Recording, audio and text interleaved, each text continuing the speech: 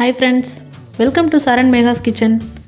வீடியோக்குள்ள போறதுக்கு முன்னாடி சரண் மேகாஸ் சேனலை சப்ஸ்கிரைப் பண்ணாதவங்க சப்ஸ்கிரைப் பண்ணிக்கோங்க. மறக்காம அந்த பெல் பட்டனை பிரஸ் பண்ணிக்கோங்க. ஹாய் வியூவர்ஸ், இன்னைக்கு நம்ம பலாக்கொட்டை சுக்கா வறுவல் எப்படி செய்யலாம்னு பார்க்கலாங்க. பொதுவாக பலாப்பழம் வாங்கிட்டு நம்ம பழத்தை சாப்பிட்டுட்டு கொட்டையை நிறைய பேர் தூக்கி வீசிடுவோம். அதை எப்படி குக் பண்ணணும்னு தெரியாமல் இருந்திருக்கோம். அதை குக் பண்ணிவிட்டு அதில் எப்படி ரெசிபி செய்யலாம் அப்படிங்கிறத நம்ம இந்த வீடியோவில் பார்க்கலாங்க. ரொம்ப ஈஸியாக செஞ்சிடலாம். அதுவும் இல்லாமல் பலாக்கொட்டையில் பார்த்திங்கன்னா நிறைய ஹெல்த் பெனிஃபிட்ஸ் இருக்குங்க. நம்ம சரும நோய்களுக்கு ரொம்ப நல்லது, கண் பார்வை ரொம்ப நல்லது, ரத்த சோகை நோய் எதுவும் இல்லாமல் தடுக்குது, நம்ம நோய் எதிர்ப்பு சக்தி உடம்புல கொடுக்குது, ஆற்றல் அதிகப்படுத்துது, நிறைய சத்துக்கள் இருக்குங்க. வாங்க அப்படிப்பட்ட பலாக்கொட்டையில் எப்படி நம்ம சுக்கா வறுவல் செய்யலான்னு பார்க்கலாம். ஃபஸ்ட்டு பாருங்கள், இந்த மாதிரி முழு பலாக்கொட்டை எடுத்துக்கோங்க. எடுத்துகிட்டு அதை ஹாஃபாக கட் பண்ணிக்கிறேங்க நான். நீங்கள் இதுக்கு முன்னாடியே இதை தோலை உரிச்சிட்டு கூட நீங்கள் வேக வச்சுக்கலாம்.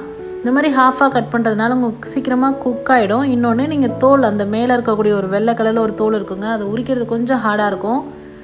இந்த மாதிரி கட் பண்ணி போட்டுட்டோம் அப்படின்னா ஈஸியாக இருக்கும். பாருங்கள், இந்த மாதிரி எல்லா பலாக்கட்டையும் கட் பண்ணி வச்சுக்கோங்க.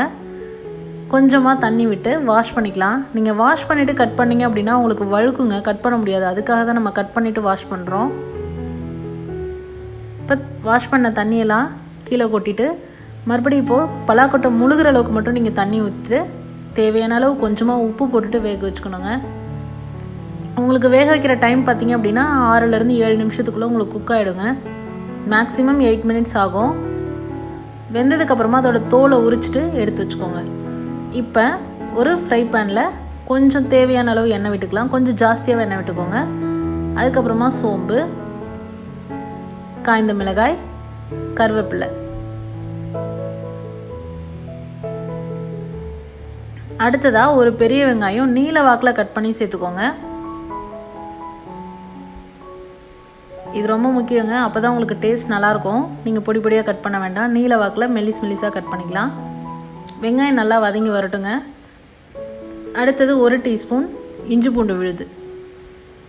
வெங்காயம் நல்லா வதங்கினதுக்கப்புறமா இஞ்சி பூண்டு விழுது எண்ணெயில் நல்லா வதக்கிக்கோங்க.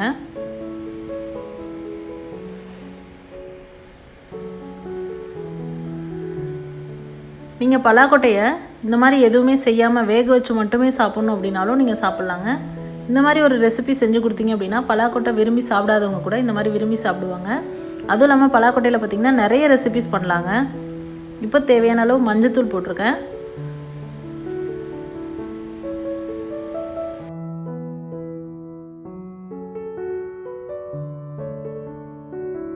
இந்த பலாக்கொட்டை சுக்கா வறுவல் பார்த்திங்க அப்படின்னா சைட் டிஷ்ஷாக யூஸ் பண்ணலாங்க. இப்போது 1 டீஸ்பூன் தனி மிளகாய்த்தூள், 2 டீஸ்பூன் கறி மசால் பொடி, இது எல்லாத்தையும் சேர்த்து பச்சை வாசனை போகிற அளவுக்கு நல்லா வதக்கிக்கணும்.